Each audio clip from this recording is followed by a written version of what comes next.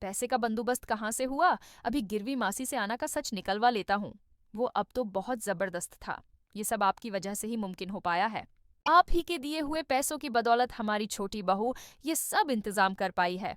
कल आइएगा, आपको अपने सूद के पैसे मिल जाएंगे। ये सब कुछ सुनकर खुशी से सरशार होकर दरगाह देवी ने एक बड़ा फैसला लिया, क्योंकि अहाना ने इतने सारे लोगों को बासानी खाना और प्रसाद फराहम कर दिया था, जिसके बायस दरगाह देवी उससे बेहद खुश हो गईं। उन्होंने अहाना से कहा, आज तो तुम एक बड़ी टराफी की हकदार हो। तुमने मेरा दिल ही नहीं बल्कि मेरा एतमाद भी जीत लिया है। अब मुझे यकीन है कि मेरे घर को संभालने के लिए तुम जैसी बहू मुझे मिल चुकी है, जो हर मुसीबत का सामना कर सकती है। ये सुनकर इहाना बहुत खुश हुई, क्योंकि उसे अंदाजा हुआ कि दरगाह देवी उससे कितनी खुश हैं। आसी के बाद दरगाह देवी सबके सामने अपना वो खानदानी हार ले आए जो आज तक सिर्फ अनही के पास था। ये हार दरगाह देवी की सास ने उन्हें दिया था और अब वही हार दरगाह देवी अहाना को देने जा रही थी। ये देखकर घर के बाकी अफराद के होश उड़ गए।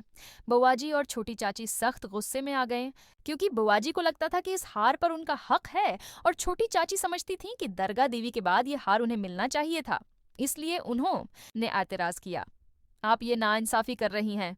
ये हार सबसे छोटी बहू को कैसे दे सकती हैं? इसने ऐसा किया कारनामा किया है कि आप उसे ये हार दे रही हैं। दरगाह देवी ने जवाब दिया, अहाना ने जो किया है वो कोई छोटी बात नहीं बल्कि एक बड़ा काम है। तुम लोगों ने जानबूझकर इतने ज्यादा लोगों को बुलाया था, लेकिन अगर आज अहाना ना होती तो हमारे घर की इज्जत मिट्टी में मिल जाती और लोग भौंके वापस चले जाते। इसका अफसोस मुझे जिंदगी भर रहता।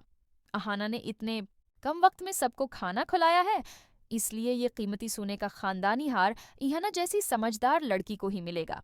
इहाना एक पल के लिए बहुत खुश हुई, लेकिन फौरन उसे एहसास हुआ कि इसके शौहर ने सबसे झूठ बोलकर कंगन गिरवी रखकर ये पूजा करवाई थी। इसलिए अहाना को दिख भी हुआ कि आज तो उसने दरगाह देवी का भरोसा जीत लिया है, लेकिन कल जब सच सामने आएगा तो क्या होगा?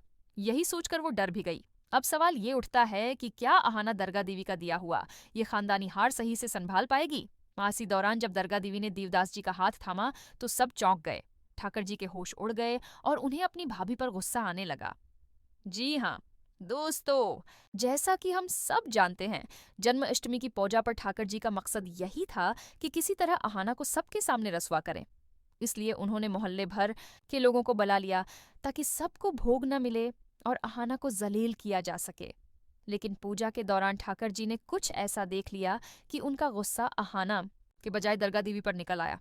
उन्होंने देखा कि उनकी चहेती भाभी अपने बचपन के दोस्त दीवदा के साथ करीब हो रही हैं और एक दूसरे का हाथ थामे मोहब्बत का इजहार कर रही हैं। पहले ही उन्हें शक था कि ये शख्स दरगाह देवी के ससुराल वालों में से नहीं। जब उन्होंने पूछा था तो अहाना ने बात घुमाकर कहा था कि ये मेरे मामा जी हैं। जब सब बहुएं भोग की तैयारी में मसरूफ थीं, तो दीवदा ने मौके पाते ही दरगाह देवी से दिल की बात करने की कोशिश की। पहले तो दरगाह देवी कुछ समझ न सकें, लेकिन देवदास ने हिम्मत जटाकर उनका हाथ थाम लिया। तभी वहां ठाकर जी आ धमके, जैसे वो इसी मौका की ताक में थीं। ठाकर जी का पहला निशाना अहाना थी, मगर जब उन्होंने दरगाह देवी को देवदास के साथ करीब आते देखा तो उन्होंने फैसला किया कि अब उन्हें अपनी भाभी को भी सबके सामने बेनकाब करना है। वो सोचने लगे कि ये जो सबके सामने सती सावित्री बनने का ड्रामा करती हैं, उनका ये राज अब मैं सब पर आश्कार करूंगी। आप देखना ये दिलचस्प होगा कि ठाकर जी कब और कैसे दरगाह देवी और देवदास की हकीकत सबके सामने लाती हैं, और क्या वो अपने बदले में कामयाब हो पाएंगी या फिर उस बार भी अहाना अपनी चाल में कामयाब होकर दरगाह देवी और देवदास को एक कर देगी।